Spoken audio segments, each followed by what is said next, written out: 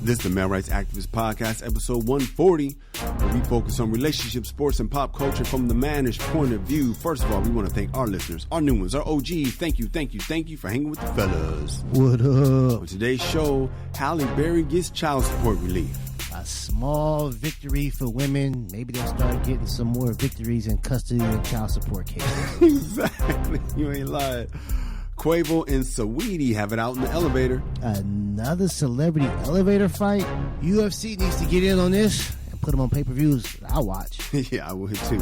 We have a Dear Irby from a woman who's ready to tap out, and relationship expert Derrick Jaxn got exposed. All that and more right now.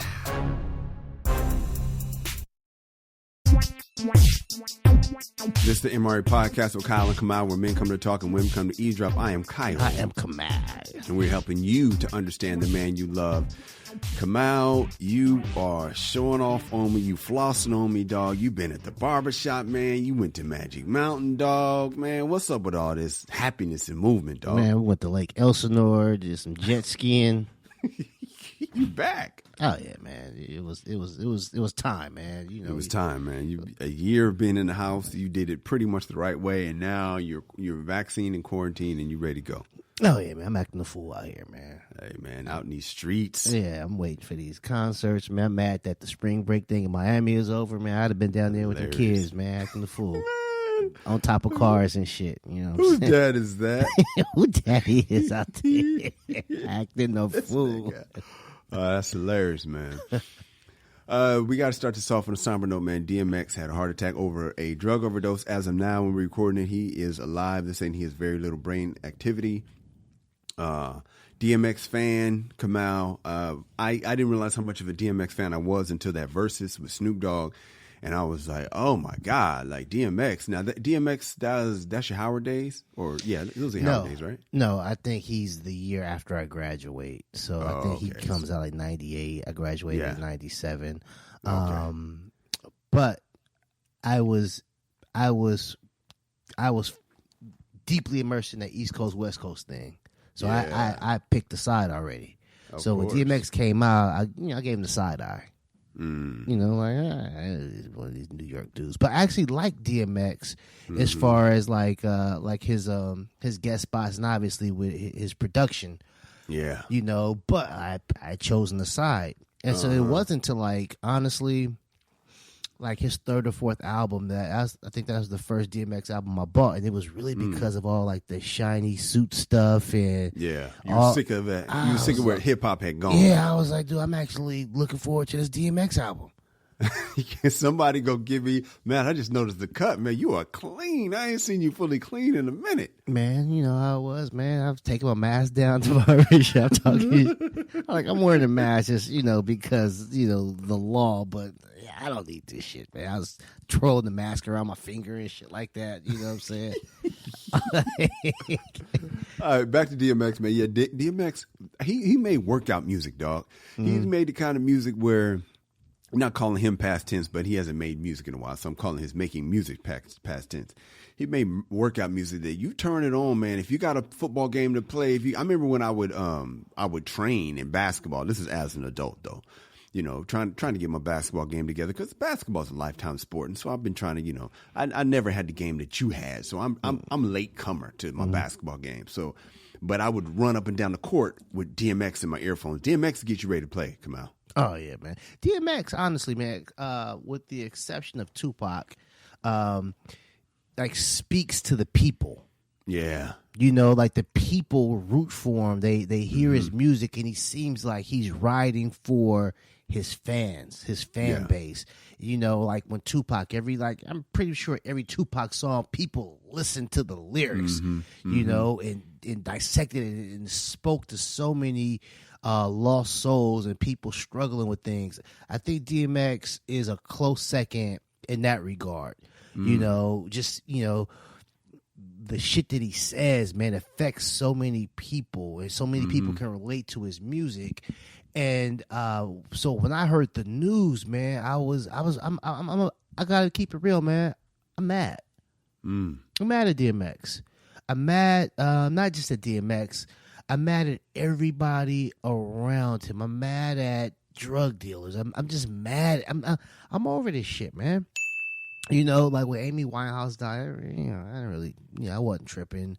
Anna Nicole Smith, and you know, years ago, River Phoenix, like drug overdoses for me were always like some Hollywood, you know, white shit, you know. Yeah. And so it's like Old Dirty Bastard and you know, Rick James. And it was like, okay, this is getting bad. But DMX is honestly somebody who I admire. I like his music, and I know he means a lot to so many people. And so many people root for him, like Mike Tyson. You know, so many people just root for him. And like when they fall, it's almost like we fall with them.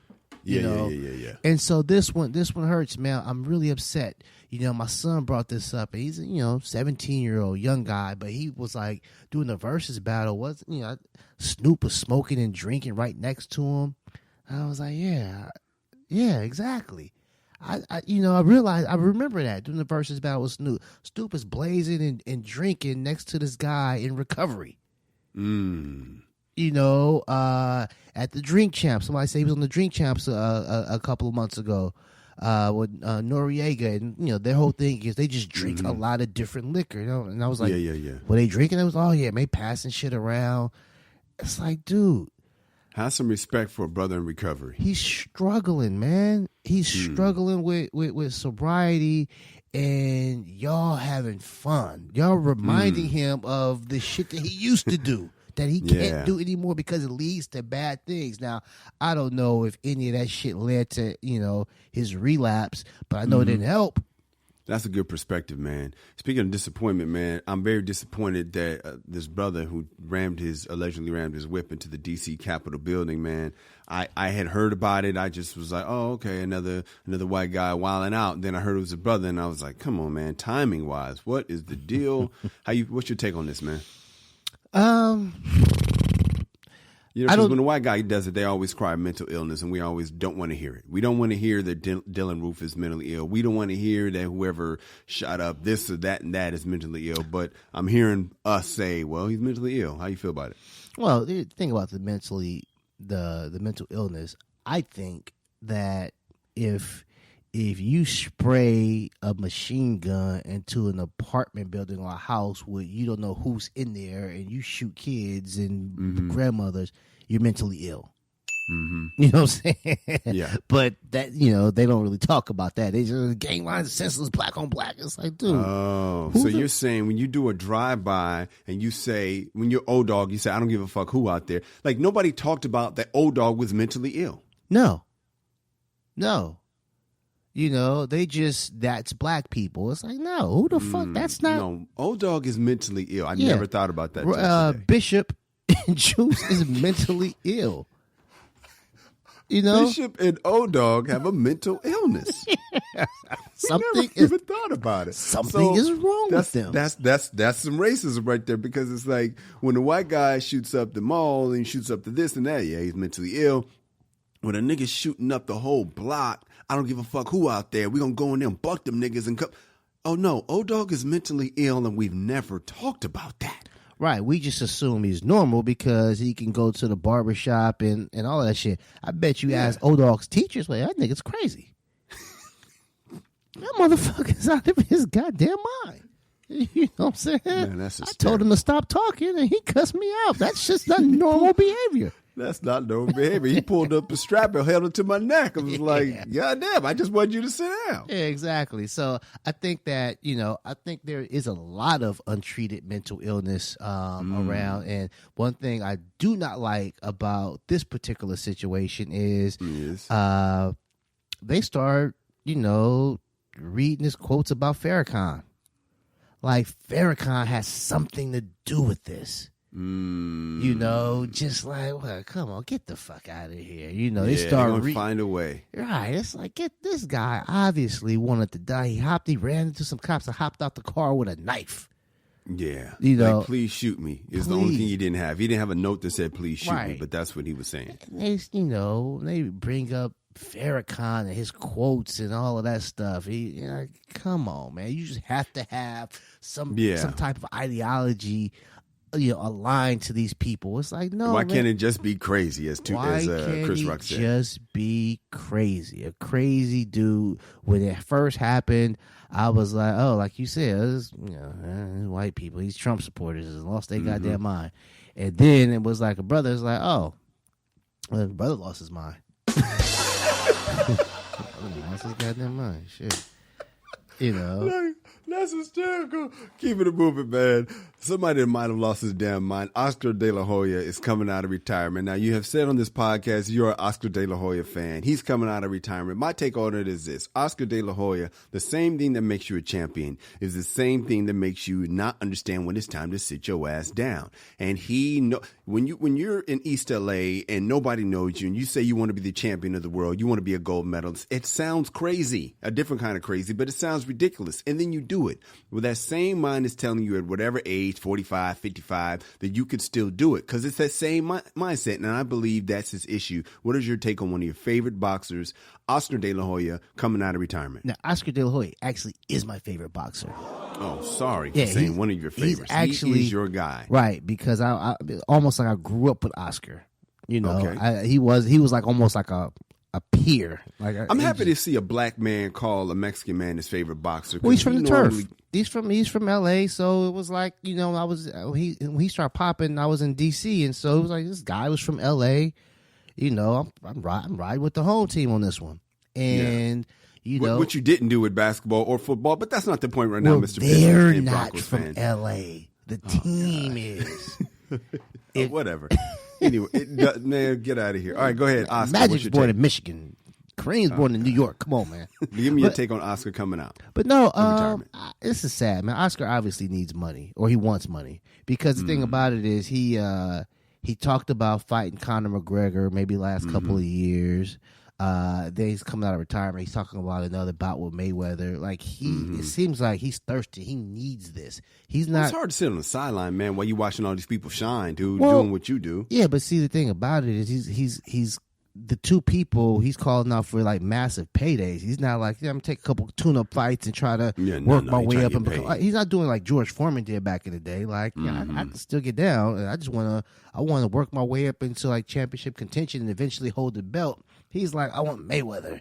What about that? Or you talk about Conor McGregor. It's like, you already know that's an easy payday. I mean, it's an easy fight. You were talking about it when Mayweather did it, but now you called him out a couple of years ago because you realized you could make probably $30 million in the Mayweather fight. You thinking you could probably make anywhere 30 or 40 million, but like nobody's asking for these fights, man. Oscar De La Hoya will have to get in there and beat up a couple of tomato cans for anybody to get some excitement to want to see him against top tier talent. But right now, man, this is just sad, man. Like Mike and Roy fighting 50-year-olds, they're fighting each other.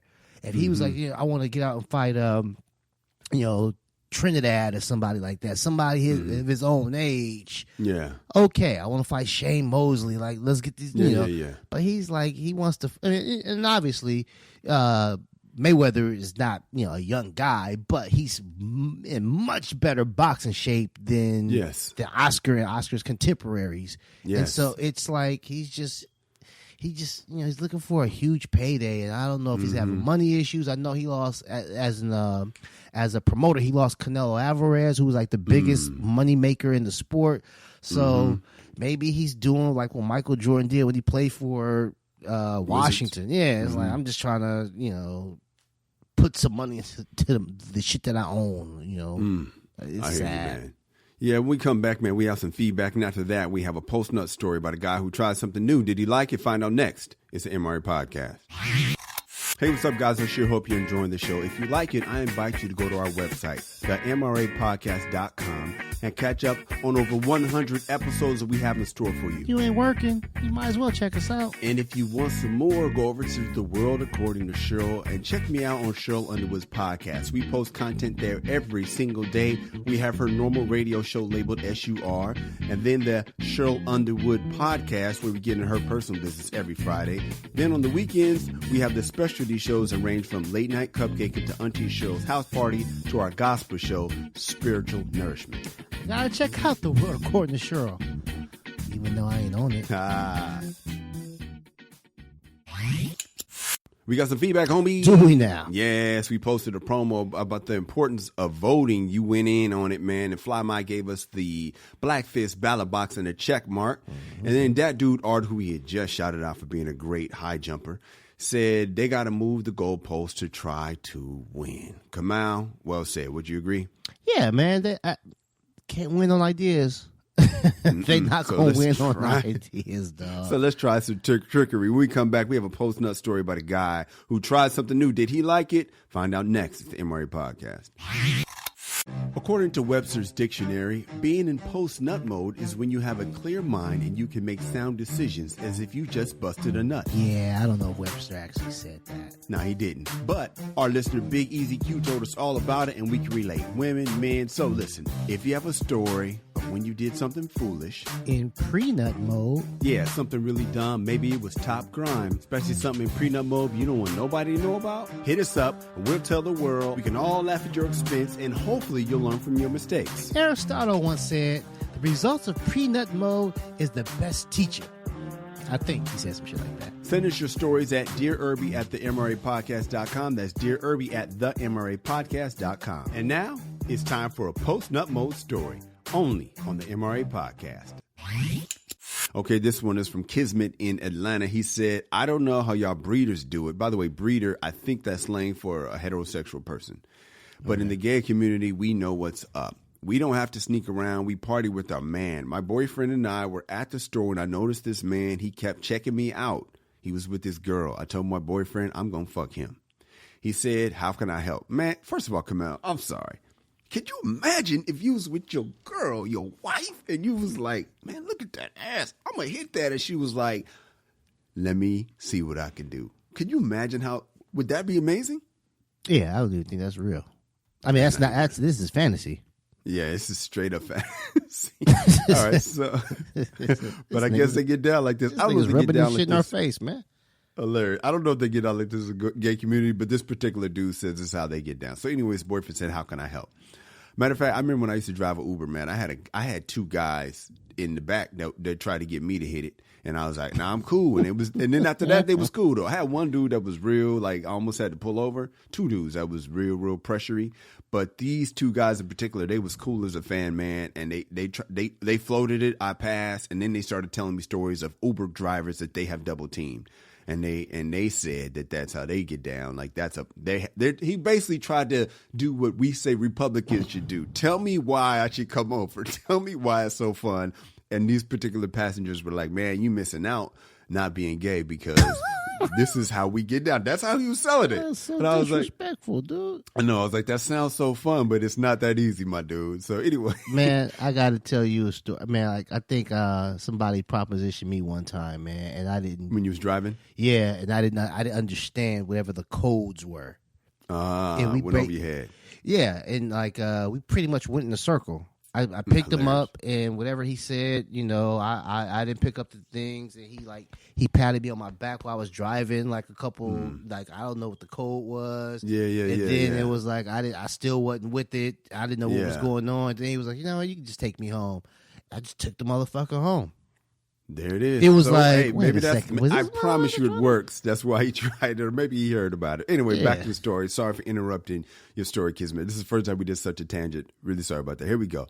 So he was with this girl. I told my boyfriend I'm going to hit it. All right. So then his boyfriend said, how can I help? I told him to distract the girl while I slipped the number. We walked down the aisle. They were shopping. I think it was canned beans. And my man distracted the girl while I slipped her man the number. I said, be brave. Can you imagine a dude locking eyes at you, giving you his number, said, be brave? A week later, my prediction came true. I invited him over, and we had a whole lot of fun, but afterwards, we was laying with one another in the afterglow. We was getting high, and this little boy started crying, talking about he never wanted to be gay. Crying. Child, I kicked his bitch ass out of my bed, my house, and my life. I am too old and too secure to mess around with any more men in the closet. Proud gay men only from this day forward. That's from Kismet in Atlanta. Kamal, what's the lesson here? I understand what Kismet is coming from as far as like, you know, if you're gay, be proud, you know, and be vocal about it, you know, live life with no regrets, I guess. But Kismet has to understand where his other guy was coming from. The guy had a girlfriend, and the thing about it is a lot of people struggle with this, man. It's like, I'm assuming there might be an attraction to other guys, right? But if you've been living your whole life, you know, just being told this is what you're supposed to do, and having girlfriends and wives and all of that, I have to assume that there's some attraction there as well. What do you mean? There's some attraction to women as well. Oh, okay, of course. And so it's like, man, some of these people are really not sure. You know, I have to assume this stuff, man. They're not sure. And so when he had his, you know, his night with Kismet, and then he starts crying, it's like, you know, I don't know how old this man was, but you know, I'm assuming he's an adult, like 20 years of this way of thinking, like was I living a lie? So he's dealing with a lot of shit. So I think Kismet is being a little bit harsh. You know, everybody isn't as brave as Kismet. Everybody isn't as secure as Kismet, man. I think that you judge the guy a little too harshly, man. You know, but you know. Hey, listen, kids, thanks for listening. Thanks for sending us your post-nut story. I happen to think that I'm with you on the fact that you're saying you ain't going to go there. You know, I don't know. Don't try to flip people.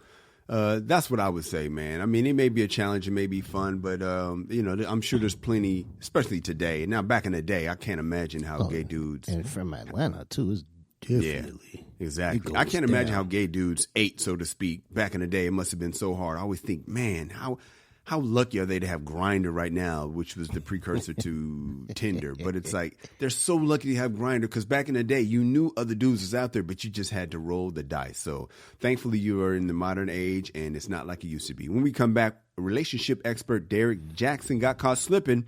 We'll talk about it. It's the MRA Podcast. Hey guys, if you're digging the show, then please tell somebody. People might say something to you like, hey man, you know, what podcast you listening to? And that's when you say the MRA Podcast with Kyle and Kamal. Or the MRA Podcast with Kamal and Kyle. Kamal, I never heard of this guy, but his name is Derrick Jaxn. I haven't heard him speak before. I've been doing research for this story, and I guess he was one of those he came from a religious angle, you know, what marriage is supposed to be, what relationships are supposed to be. I think he's the guy that's calling out other men who get caught cheating, and then he gets caught slipping. So Derrick Jaxn, I'm sure you guys, especially our audience, has heard of him by now. They probably already heard of him before this. At least 3 women have come out and called him out about cheating. So Derrick Jaxn, he makes a public statement. He goes on YouTube, on his channel, I guess, with his wife sitting next by his side.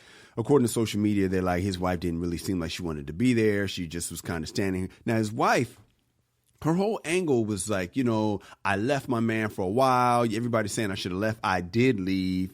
Almost like seems like she was trying to save face a little bit. So she was saying all the people saying I should have left, I left. And now I'm back because he has shown enough that he has changed.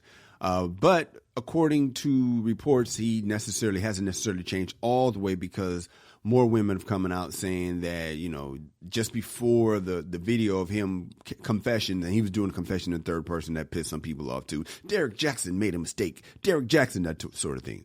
Anyway, there's another woman. There's the woman they calling the surgeon. She said she started to grow suspicious because Derrick Jaxn bought her perfume, but on the gift receipt, it was clear he had purchased 2 bottles of the same damn perfume. Kamal, flag on the play. I like what he's thinking. I didn't realize it till she said it. The surgeon was like, she now realized that he gives all his women the same perfume so he can control the scent that's on his neck. I love it. I guess that means his wife has a perfume. Smart move, isn't it, Kamal? Oh, my gosh, that's genius. Genius, isn't it? Like, I thought about, you know. This guy is an expert. He is an expert. I need to start listening to this man. I know, for real. But the problem I have with the Kamau is, well, let me ask you, man. Is this necessary? Is this how, because he can't, I don't know. I respect the guys like Kevin Samuels that going out there telling it like it is.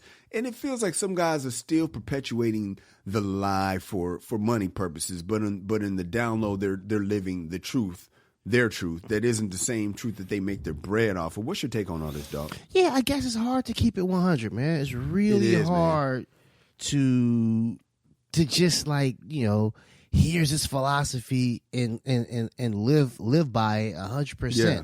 I think the last person who was really down with the shit they was talking was Malcolm. Wow. I mean, he didn't have no side women. Yeah, he was really smoking. about that. He was about that life. Yeah. A lot of cats, man, it's hard. But Dr. King, he was this great preacher. He's this great leader, but his real life didn't match with the life he needed to live in order to get the followers. Yeah, but I think the message is is more important than the actual messenger. If you can understand that, And so this guy, I don't like. Well, here's the thing about it, man.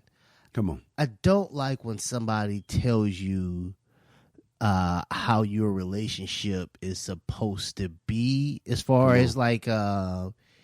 If you're telling people you ain't supposed to be cheating on your woman, you ain't supposed to be doing this, it's like, listen, man, do whatever it is that you and your girl agree to. You know what I'm saying? Yes, but that's not his message. His message, he believes that the best thing to do is to be faithful, right? That's my point. It's like when you giving advice, it's like you're telling them what you believe a relationship should be. Yes. Even though you ain't doing it. You can't even get that shit done. Thank you. You know what I'm saying? Now you can say like, listen, man, it's a struggle. I fall every now and again, but hey, guys, we should be striving together to do this. But don't sit there like you're all pious and holier than thou. I got to stop you, Kamau. There is more money, ladies, hear this, in telling women what they want to hear than telling them the truth. I will say it again. There is more money in telling women what they want to hear than telling them the truth. Because when you tell women, well, go ahead. Obviously, we ain't getting paid, and we tell them what they want. We tell them the truth. We tell them the truth. But the thing, so I understand the guys. There's certain radio personalities. When I hear them, I cringe because I'm like, that's not how you live. But they're selling the fantasy, man. They're selling it. Certain preachers, they're selling the fantasy. There's more money in the lie than there is the truth. So part of me can't blame the Derrick Jaxns of the world because it makes business sense to tell women what they want to hear. Yeah, but it's so easy to fall. Oh man, that's why I never wanted to go into the ministry, Kamau. My mom used to be like, man, you know the word, you're a good speaker, you're going to be preaching. I'll be thinking, I don't want to be no preacher because I know I'm going to be smashing in the pulpit. Yeah, and it's so easy to fall from grace. Like this guy, which I don't understand. It's like, where the fuck are you finding these chicks who are just putting you on blast like that? Well, he lied to them, and they're in so much pain because this guy's doing the ultimate thing I would never profess on this podcast to do, Kamau. He's making up a fake name. He's blocking women from seeing his Derrick Jaxn posts. Oh, okay. So I thought he basically just had some side chicks. He's like, no. He's doing those were his girls. Yes. And if he mentioned his wife, he said they were separated, and technically they were separated because his wife left after he got caught cheating. But man, I would not recommend this at all. But as I said, you're going to get a lot less women by the truth angle, but it's not going to blow up your spot. What you got to make a choice. You can still get other women with the truth, but you ain't going to get as much as you will with the lie. That's why we recommend that, man. When we come back, Quavo and Sweetie, they had an elevator experience. We'll talk about it. It's the MRA Podcast. Hey guys and gals, if you're enjoying the show, let someone know. Whatever app you're listening on, please subscribe, give us 5 stars, and leave a positive comment. So why wouldn't you give us 5 stars and a positive comment? We're great. Yes, we are. This helps our placement so that other people can enjoy the show as well. And why wouldn't they? We're great. Kamau, Quavo, and Sweetie, their breakup just took a twist. First, there was rumors of Quavo cheating. Now, TMZ has dropped the bombshell elevator fight video that has many comparing this to Ray Rice and Jay-Z and Solange. Quavo and Sweetie both downplayed the incident as something that happened over a year ago that they got past, even though they didn't get past their latest thing. And FYI, people are saying that Quavo repoed the Bentley. He did not. They're saying that she still has the Bentley. If he did take the Bentley back, Kamau, is that a flag on the play? I'm going to say no. You are ridiculous. It's gray area. It's gray area. You're ridiculous. We have to check the rules committee on that one. You know what I'm saying? You have to check the rules committee. That's not clear cut. I think it's clear cut, man. If you give it to, from my perspective, I'm not saying this is in the rules committee, but to me, it's like if you gave her engagement ring, I get it. The engagement ring was for the engagement, but you can't take it back anyway. To me, you're more of a G when you say that's yours. You can have it. I don't care what you do. Because honestly, every day she's driving the Bentley, she's going to be thinking of you. Now, if she trades it in, that's going to hurt. But you gave it to her. It's yours. So that, we different on that. But that's fine. Let's talk about this elevator incident. So Quavo and Sweetie, a video comes out. They're grappling. I don't think this is anything like the Ray Rice. Even though old girl was coming in for the third hit when Ray Rice hit her, he still hit her in the face. And there is a double standard, as Kevin Samuels just said on the video I saw. He's talking about double standards. There is a double standard here. Women enjoy some double standards. We enjoy some double standards. And this is a double standard that men have to just swallow. You cannot put your hands on a woman. How did you feel about the Quavo and Sweetie battle? Come out. I don't think it was a battle. I read somewhere somebody said it was a tug of war, and he won the tug of war. It was almost like a game when they're fighting for that box. They were trying to get to the box, but it wasn't. He was pushing her out the way to not get to the box. Yeah, and obviously, I think that his strength surprised her because when she was on the ground, she I think she was a little dazed and confused. Like, God damn, this motherfucker actually. But let me just, for the haters that are going to be like, man, he just said he's downplaying. He said the strength surprise. She hit him on the video. Let me say that. Let me also say that it is never okay for a man to put his hands on a woman. We know that. Let's just say that. However, they are wrestling, and he did not punch her, and he moved out of the way of the box. That is a bit of a downplay. I'll admit it. And she fell because of the move out of the way. But, I mean, ladies, if you're going to be mad at the shove out of the way, please be more mad at her literally hitting him on the video. Well, honestly, Kyle, I don't think anyone's going to get mad that, even if they think it's a downplay, I don't think anybody's going to get mad. If you watch the video, it's clear that she was the aggressor. Yes. And so what are people supposed to do? Jay-Z handled the best, but just bob and weave, man. Yeah, I mean, really, it's like, well, you're supposed to. Like, how about she's not supposed to do that? Thank you. Don't tell us that a woman could do whatever, and we're supposed to. No, how about that's literally how they feel. Get on her for being the aggressor. Get in her ass and tell her to knock that shit off. And she's foul, and a lot of these things, man. Honestly, remember I told you about the time where my ex-wife I had to file a police report.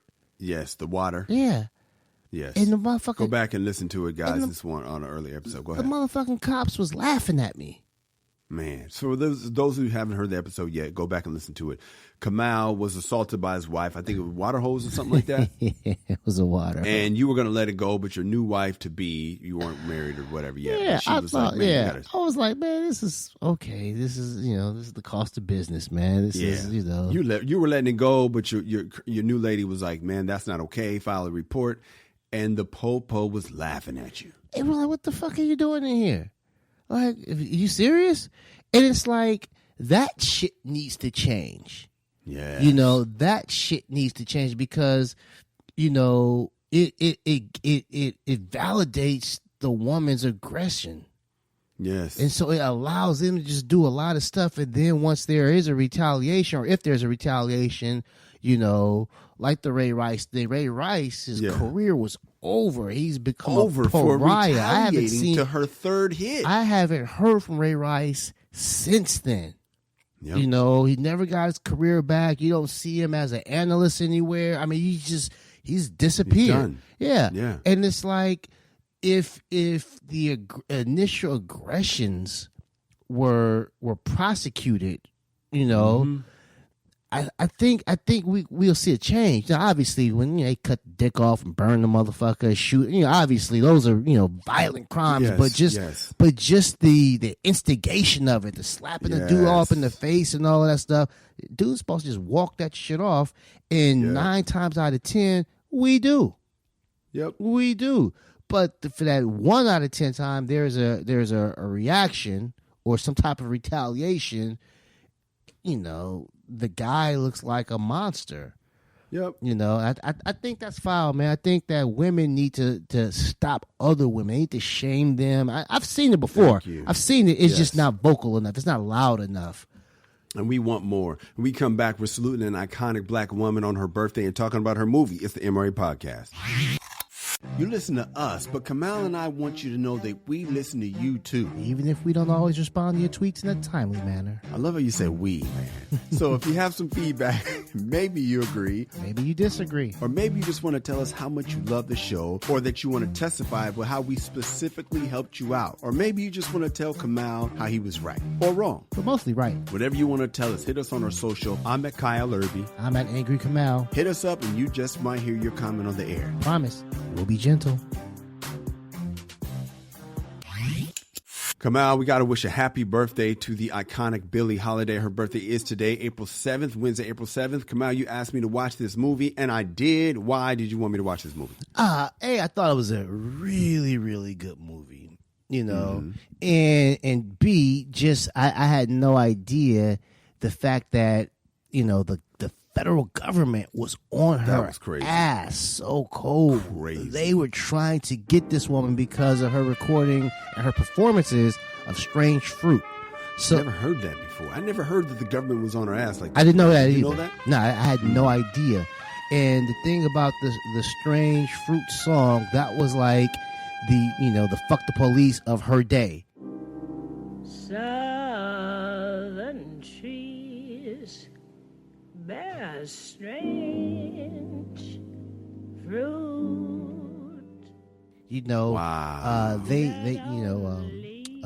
Local police and sheriffs were like telling her at concerts, if you perform this song, if you do you this will song, be arrested. Just like fuck the police. Yeah, but obviously it's not as overt as fuck the police. It's basically just talking about people dangling from trees. Yeah, the looks on their eyes and their face and their mouth. I was like, ooh, this song is eerie. Yeah, it's not an aggressive song. It's actually a really sad song. It is. I never heard that song until Kanye sampled it. Oh yeah, I've heard it. I knew about the song, but I just didn't know the history. I mean, obviously I knew what it was about, but I didn't know like how she had a hard time of performing this song. And the third thing I thought was interesting, it was a Lee Daniels movie. Oh, yeah. It was a Lee Daniels movie. And it was like, every bad guy in the movie was dudes in her life. And J. Yes. But it was like, dude, she just couldn't catch a break. She couldn't, man. All the guys Shouts are out to my bad boy guys. Tone Bell, man. Tone Bell did his thing in his acting, man. He did his thing, man, but he played a bad guy, man. He was one of them. He was a light-skinned cat that was hitting it. And, before she got... one thing that struck me about it was the guy from Moonlight, which was the FBI guy. There was a moment, sorry to ruin it for you, but there was a moment where they was going to have sex and she just bent over, like, go ahead, do your thing. And he was like, not like this. And he was trying to make love. And she wasn't ready for that kind of love. And I always find that very interesting when somebody, you just can't even have a good dude because it's like, I need a little more drama in my life. She literally left good dude for pimp dude that wasn't the dude she left him for? Wasn't that the one that said that he would give up snow bunnies for in Central Park? I might give up snow bunnies for you. Yeah, dude. Because she had they pimped her out as a child. Moms gave her away or some shit like that. I forgot about that. Yeah, the whorehouse scene, huh? And so a lot of these artists, man, they have traumatic lives. Some of our best fucking artists, man. They've seen so much, and that's how they become such great storytellers or actors or singers or rappers, because they're able to take that pain and harness that shit and put that into their art. You know, Richard Pryor's and, you know, even like Tupac seeing his mom, you know, strung out and all of these things, man. It's like, that's the beauty, the beauty of it. They can take that pain and turn that shit into something beautiful. But on the flip side is they got to live with them demons. Yeah, the pain is a prerequisite, Kamal. But at the same time, it's not everybody that's been through that pain. It's the select few that has the pain and the passion and the art that can be super successful. I mean, honestly, I think it's a phenomenal story, man. I highly recommend it. All right, so next week we're going to talk about the movie Promising Young Woman. Kamal, I don't know why you wanted me to watch it. I'm going to watch it. We're going to break it down. It may not be, it may be a tough one, but we're going to talk about it. Coming up next, we got to talk about Halle Berry. It's the MRA Podcast. Guys, I have a comedy album. It's called Be a Man at All Times, and it's on, what's it on? Oh, Spotify, iTunes, or wherever you stream your content. It's a damn good comedy album. I appreciate that, man. There's stand-up on there. Kamal and I wrote a whodunit mystery called The Case of the Missing Balls. That's on there. Based on a true story. Check out the album. Show your boy some support. And you can buy it on iTunes. Keyword buy it. Stop streaming. My sister sent me this one. Kamal, Halle Berry got some child support relief. According to the Baller Alert, she has her child support payments lowered from $16,000 to $8,000 per month. That's still a lot. For her 13-year-old daughter that she shares with her ex, Gabriel Aubrey. Under their new agreement, Halle will pay Gabriel $85,000 in back child support. That's a lot. She will also continue to pay for private school costs and health insurance if at any point Barry's income exceeds $1.95 million. She also has to pay an additional $5,000. You know what, Kamal? It's kind of like what we talked about earlier. Look, I am glad this is happening to Halle Berry because I believe that women are the only people that can make this go away. These ridiculous child support laws. I'm sorry that it has happened to you, Halle Berry, but the reason why I'm glad, because it's bullshit and it happens to men more than women, and you know it. Now, I'm not trying to diss Halle. I love Halle. I love to work with her one day. I love Halle Berry. But I'm saying I'm glad it's happening to somebody, and because it's happening to somebody like you, people give a damn. See, the law seems to care more about women. I'm sorry, it sounds real, whatever, hoish, but I'm just going to say it. I mean, they do. Think about how the law is set up. Chris Rock said it best. In a divorce, they want to make sure the woman still gets her needs met. But as Chris Rock said, there ain't no law saying he gets to come around for his pussy payments. They care about her needs, making sure she's okay. The dude, walk it off. So when more women have to pay this ridiculous amount of child support, they will see. Because what I need is, can Gabriel prove that this 85 is going to the kid? Can he prove that this $8,000 a month is going just to the kid? Just to the kid. You better not get shit out of that. And when it happens to you ladies, it's just like when the Bill Burr talked about Michelle Obama, which, you know, she's a sister, so I didn't necessarily appreciate him talking about Michelle Obama. But his point was the way she's been elevated as this godlike figure. If there was a woman president and her man became famous because of his wife and was lifted up as one of the greatest men in the world, women would be fucking furious. It takes happening to them to see what it really is. Come on, what say you? Well, I would say, Kyle, I'm going to respectfully disagree with you on this one. Mm-hmm. I would say that I used to think that the laws benefited women. Apparently they don't. Why? They benefit the person who ain't making no money in the relationship. Ah. And that's what this is, because this guy, I mean, Halle's getting bent over like a dude would. Yeah. And so it's not that if it benefited women, this guy wouldn't get shit. Mm-hmm. You know, so it doesn't benefit. It benefits the breadwinner, which I think is no. It doesn't benefit. I'm sorry. It benefits the bread loser. Yeah, the bread loser. Yeah, it doesn't benefit the bread eater. Yeah, it penalizes the breadwinner. There you go. Yeah. And so I'm looking at these stipulations. These are awful. Mm-hmm. Oh, man, women, whoever the fuck. the $85,000 in back child support, okay, whatever. I mean, I think the amount is crazy. Mm-hmm. But Hallie has to pay for private school. Mm-hmm. Why? If I'm paying for the schooling, come on, and the health insurance, why the fuck do you need $8,000? Where is that money going towards? I'm paying for the most important shit. Paying for the support. Come on, I'm supporting. I'm paying. I'm not just supporting. I'm carrying. Yes, I'm paying for the shit. I mean, really, what the fuck are you? And so, in order for it to remain stable, Halle Berry got to take fucking, minor parts. Mm-hmm. $1.95 million. She do that shit in her sleep. Yep.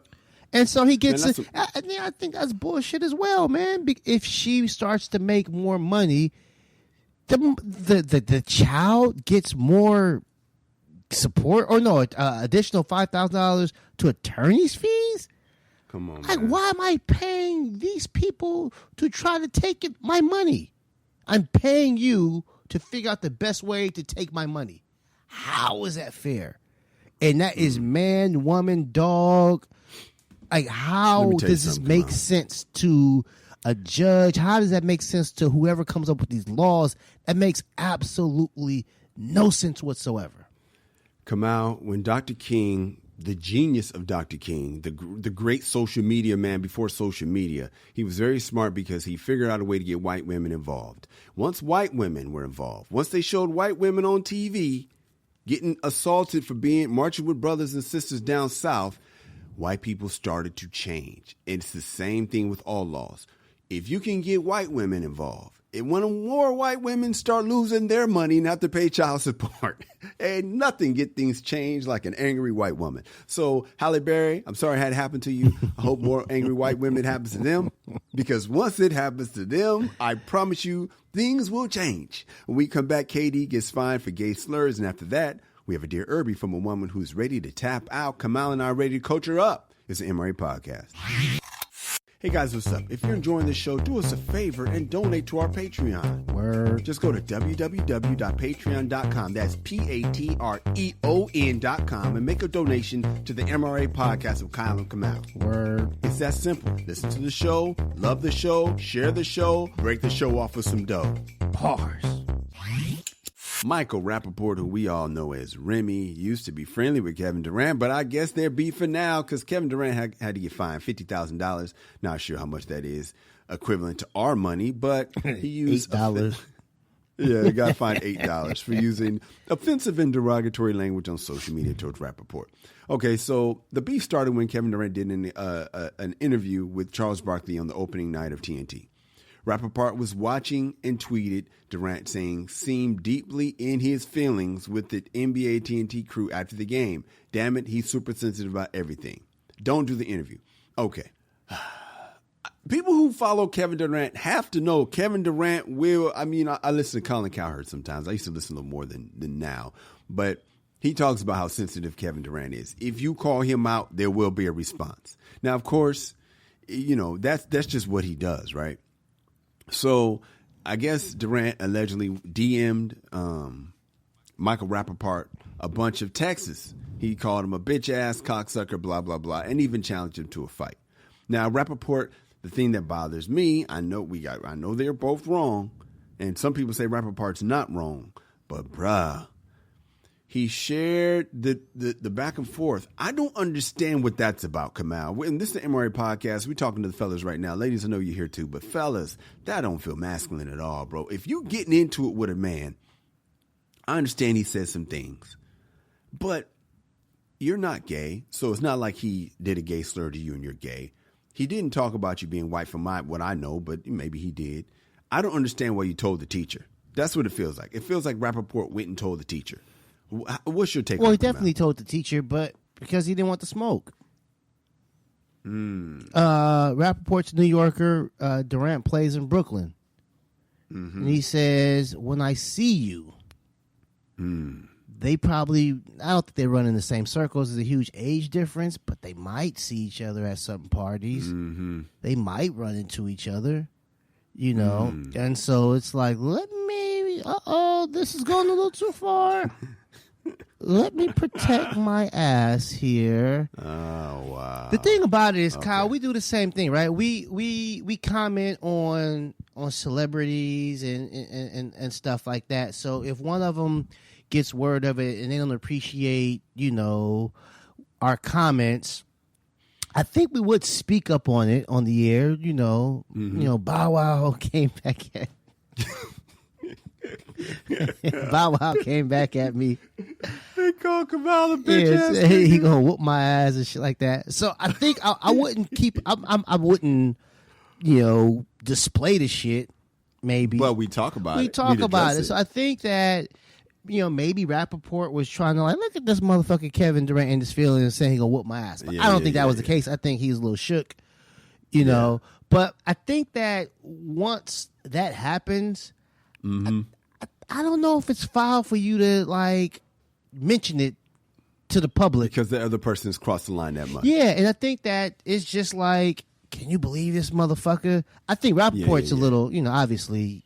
A little scared, but I think I would do the same thing. I wouldn't show verbatim this is exactly what he said, but but you bring some attention to it. I would bring attention to it. I would probably try to capitalize off of it, get more listener, more eyeballs to the to the and site. so I'm not gonna be a hypocrite and act like Michael Rappaport is 100% wrong on this one.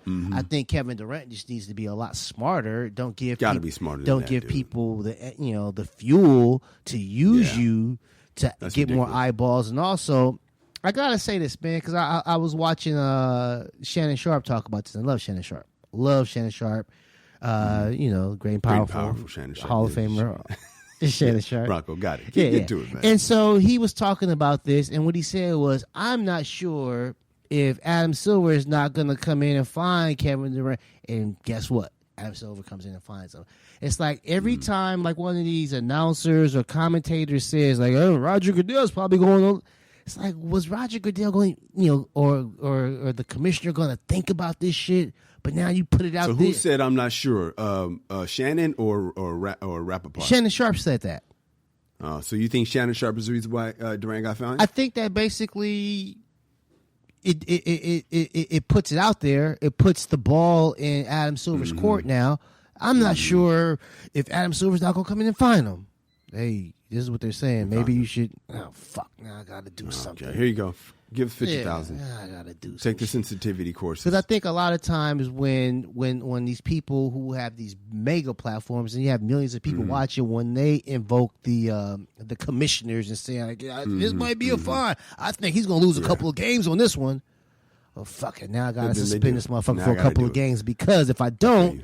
Now they go, I don't know why it didn't happen. And now I look like, So I think they forced their hand a little bit. And I think that like Shannon, hey man, just don't even mention fines and shit like that, man. Yeah. When we come back, man, we have a Dear Irby from a woman who's ready to tap out. Kamal and I are going to coach her up. It's an MRA podcast. You need some advice in your relationship? And can't afford a therapist? Yeah. Hit us up and we'll get you through this. We won't even charge you a copay. Exactly. The Dear Irby letter is our longest standing segment on the MRA, dating all the way back to the webisodes.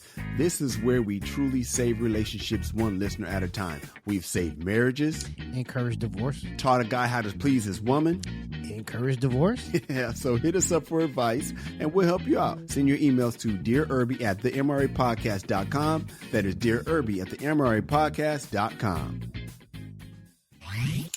Let's get into this Dear Irby letter. Let us. Dear Irby, I met my husband at the mall a while ago. My boyfriend at the time was very abusive, and this new man had such a genuine look in his eye. I needed him, and he needed me. His wife had just died, and he had a newborn baby girl. I fell in love hard.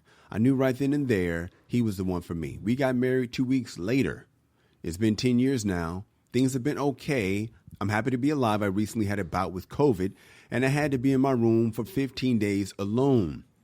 It's the happiest I have been in a long time. I'm wondering if you see that as a sign that we need some time apart. My husband is very needy and he drains me. I'm really sick of him, but I don't know what to do. This time alone made me realize I'm done with my marriage. Please offer some perspective. Sosha in Chula Vista, California. Come on. What say you, dog? He might be Sasha. Sasha. How about Sasha? Okay, Sasha. That's what we sticking on. All right. There it is. Sasha, get the fuck out of here. You are not. You are not done with your husband. Come on now, Sasha. We have been in quarantine for a year. Mm-hmm. You had 15 days away from your family. And you said it was the happiest time. Yes, it was the happiest time. Welcome to being a man, Sasha. Yes.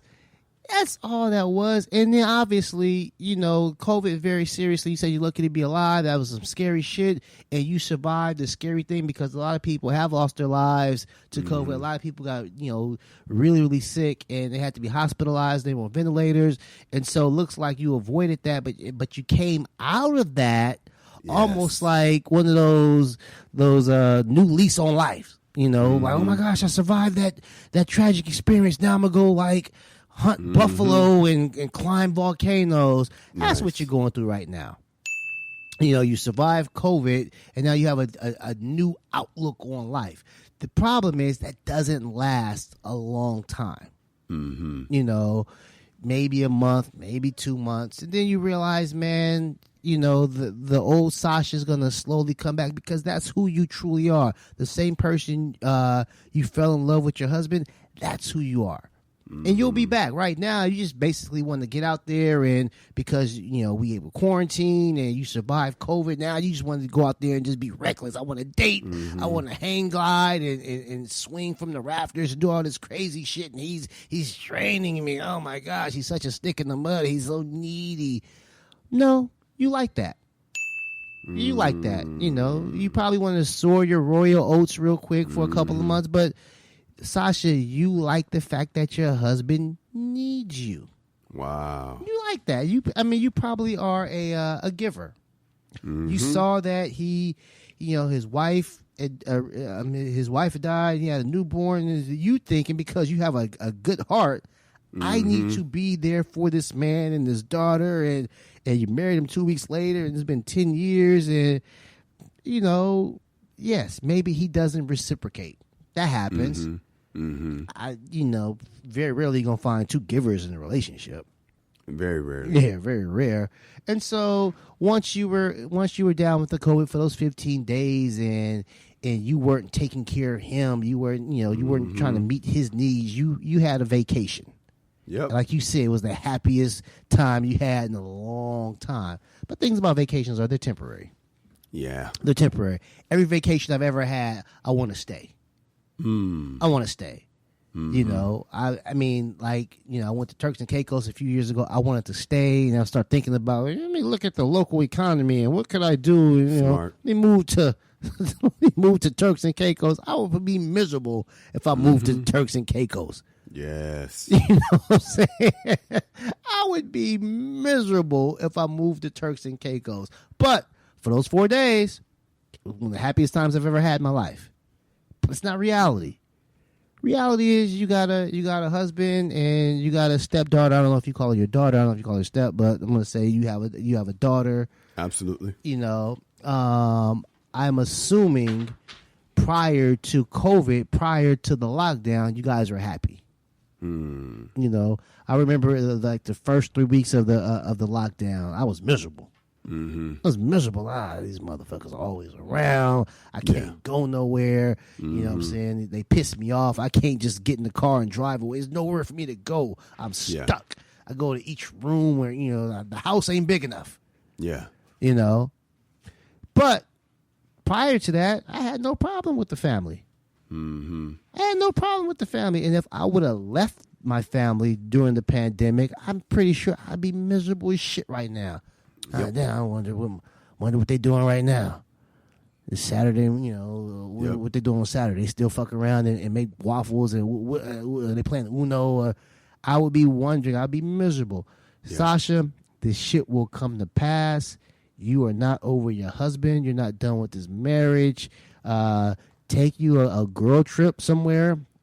Go out and go out to, I don't even know who's open right now, but do that. And come back to your true happiness after that, after you're done with that. When you come back, I'm going to weigh in. Yo, what's up? I'm Kyle. And I'm Kamal. And you're listening to the MRA Podcast, where men come to talk and women come to eavesdrop. Kamal, well said as usual. I'm going to get straight to it. You talked about how needy your husband is. You're right. He is needy. But guess who else is needy? You. You need to be needed. That is why you fell in love with him. He needed you. His wife just died. You saw that. You saw he had a newborn baby girl. And then you said he fell in love. You fell in love hard. Yeah, that's why you fell in love. Because you saw a golden opportunity to be needed. But you're sick of him. He's annoying. I bet he is. But I promise you, if you did not have him, you would miss him like a mug. So as Kamal said, I'm going to echo. I don't want to say everything he said because I agree so much. We don't really differ on this. So I'm just going to give you a little more. You need a girl's trip. And when I say girl's trip, you, yourself, and you. This is going to be controversial. Maybe you need some sidewood now and then. I don't know. I mean, I don't recommend it because you can lose it all if you get caught. But you need something just for you. Trust me, take it from me. I have lost a family. You are going to be sick about it. This is a sign of when you spent that time alone, you got to know yourself and didn't have to work for him for the first time in a long time. But eventually you will want to get back to him. And that's why I don't really recommend you getting a side dude, because if you do, you get caught, you're going to lose him anyway. So, but do something crazy, fun, even have a secret life if you have to. But get your ass back to work, because you're always going to have your same purpose. Where can we find you? Man, Twitter, Instagram, and Clubhouse at Angry Kamal. So funny. I got to get my Clubhouse on. I'm at Kyle Irby on Twitter and Instagram, as well as Facebook. The MRA Podcast is where you can find us both on most of the social. I won't say all. Twitter, Instagram, Facebook, blah, blah, blah. KyleIrby.com is my website. That's where you can see some of the commercials I have done, some of the stand-up clips. That's where you can find me. The MRAPodcast.com is where you can listen to 140 episodes that we have done. Check us out on DynastyRadioNY.com and 1073VIP.com, our affiliates in New York and Illinois, respectively. Kamal, you bring it. You're prepared every time. I really appreciate you. Ladies, we love you. Fellas, be a man at all times. Deuces. MRA.